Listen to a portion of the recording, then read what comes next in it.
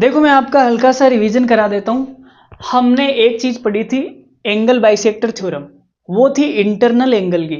अब हम पढ़ने वाले हैं एक्सटर्नल एंगल की। तो मैं हल्का सा आपको रिवाइज करा देता हूँ। जो इंटरनल वाली थी वो क्या बोलती है, ए बी और सी। ये आपने एंगल बाइसेक्टर खींचा भाई, ये डी पे काटता है।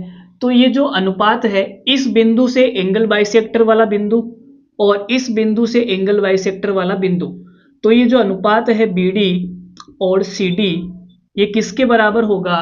तो आपने कहा सर ऊपर बी डी है तो बी डी के पास वाली भुजा ए बी,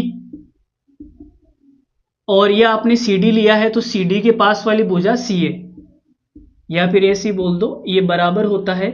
ये इंटरनल एंगल बाइसेक्टर थ्योरम का कहना है भाई। ठीक है, किसका कहना है? Internal angle bisector theorem. अब एक होती है एक्सटर्नल एंगल। एक्सटर्नल एंगल क्या बोलता है वो मैं आपको दिखाता हूं। ये जो इसका है ये बाह्य कोण हो जाएगा, ये बाह्य कोण हो गया। ठीक है, अब हमने इस भुजा को थोड़ा सा आगे बढ़ा दिया, तो ये जो एक्सटर्नल एंगल है बाह्य कोण, इसका जो एंगल बाइसेक्टर है वो यहां पे काटेगा डी पे। ठीक है, ये एंगल बाइसेक्टर है। तो आपने कहा गुरुजी इस बिंदु से एंगल बाइसेक्टर वाला बिंदु बीडी, तो बीडी आएगा, वो बीडी आ गया ऊपर। ठीक है, फिर इस बिंदु से एंगल बाइसेक्टर वाला बिंदु सीडी, तो ये सीडी आ गया। तो ये किसके बराबर होगा? बीडी और सीडी किसके बराबर होगा? A B, A B, A B और ए सी, ए सी। ठीक है, तो इंटरनल एंगल बाइसेक्टर थ्योरम और एक्सटर्नल एंगल दोनों का जो रिजल्ट है वो सेम ही आना है, लेकिन जो फर्क है वो क्या है मैंने आपको समझा दिया।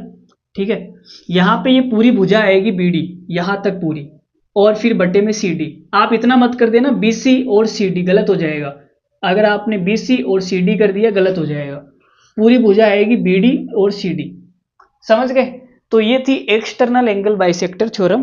बाकी इसके ऊपर कल सवाल करेंगे, आपको जबरदस्त मजा आएगा। मजा नहीं आया पैसे वापस। ठीक है, तो मिलते हैं कल के शॉर्ट्स में, तब तक के लिए धन्यवाद। Thank you very much.